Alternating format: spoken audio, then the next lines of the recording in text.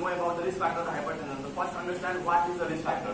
The risk factor is actually an attribute, characteristics or exposure of an individual that increases the likelihood of developing a disease or injury, right? So risk factor is mainly two types. That is the modifiable risk factor and the non-modifiable risk factor. Modifiable risk factor is which can be controlled and non-modifiable risk factor is which cannot be controlled. Non-modifiable risk factor mainly include the age, gender, ethnicity, genetic factors, and the modifiable risk factor that will include the obesity, high salt intake, saturated fat, alcohol consumption, smoking, physical inactivity, socioeconomic status, and the physical inactivity. Now let's talk about individually.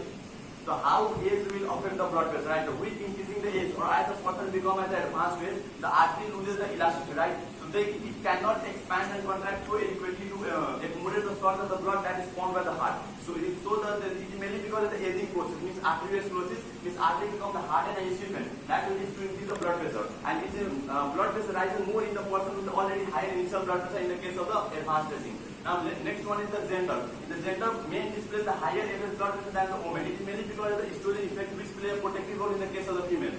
Estrogen actually is a vasodilator which induces the vascular relaxation by simply stimulating the release of the endothelium derived vasodilating substance, that is nitric oxide, which play a protective role there. So before the menopause, women tend to have the lower blood pressure than the men with the same age, but after the menopause, women tend to have the higher blood pressure than the men with the same age. So next one is the genetic factors. So actually, hypertension is a polygenic inheritance, right? Means and runs more in the monozygotic twins than the dizygotic twins. So it is found that the children of the normotensive parents have possibility of developing the hypertension is 3%, but the children of the hypertensive parents have possibility of developing the hypertension is 45%. So several genes have been identified that regulate the blood pressure. So if the mutation will occur in that gene, that gene is inherited from the one family to another family, then that will increase the risk of the hypertension.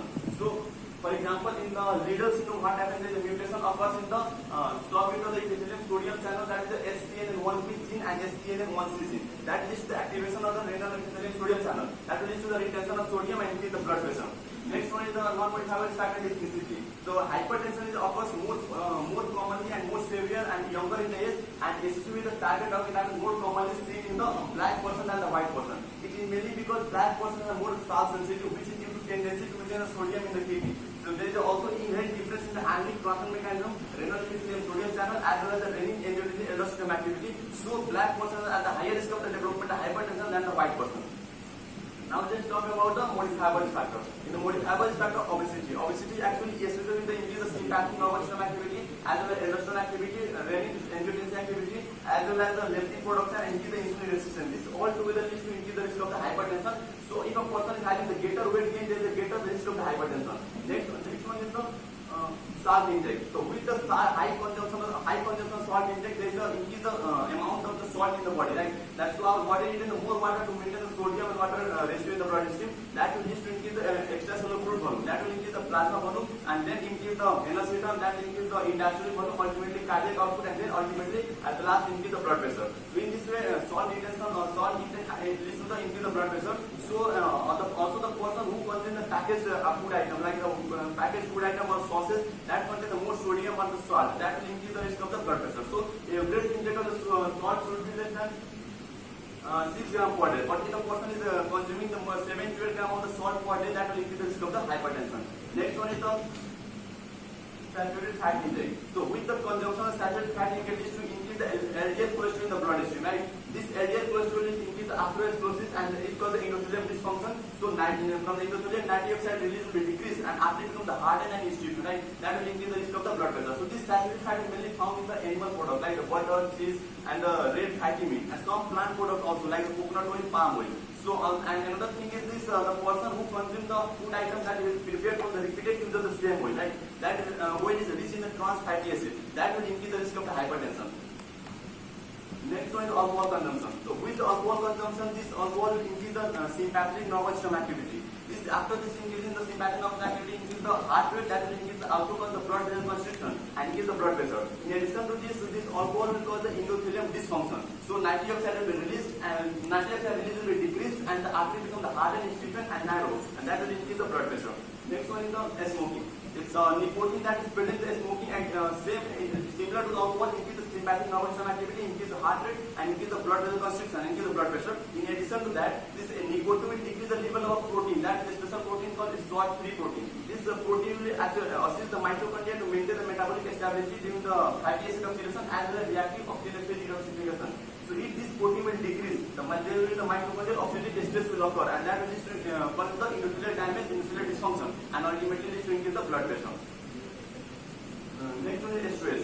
On the chronic persistent stress, what happens is that there is a stimulation of the hypothalamus pituitary adrenal axis as well as the sympathetic adrenomedullary axis, right? So that will cause the release of the stress hormone, that is the catecholamines, as well as also corticosteroid, and this will increase the heart rate and also cause the blood vessel constriction and increase the blood pressure. In addition to this, stress will cause the recruitment of the some protein family cytokines, example interleukin 6 and protein family cells, as well as some active phase proteins around the endothelium, and that will cause the endothelial damage and endothelial dysfunction, and ultimately then increase the blood pressure.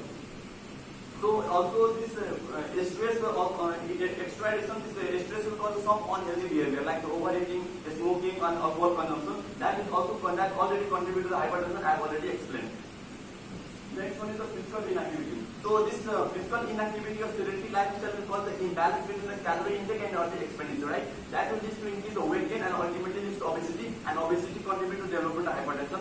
So many studies found that the regular physical activity improves the function of also endothelium. So there is a release of the nitric oxide and cause the vascular relaxation and regulate the blood pressure. But if there is no physical activity, there will be the decrease of the nitric oxide, and after become the hardened institution over the time and increase the risk of the development of the hypertension. So, and also blood pressure can be lowered by the regular 30-minute quality of the exercise. That will help to regulate the blood pressure. Next one is the socioeconomic status.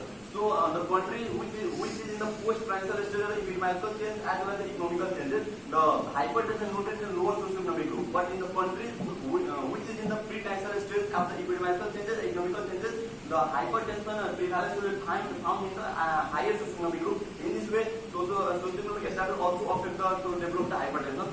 So on the summarization, we see the hypertension is a multifactorial disease.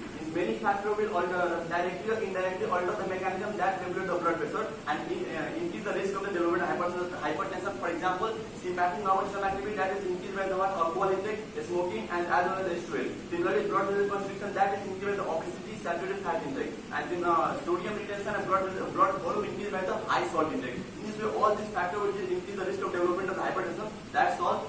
These are my references. Thank you for your attention.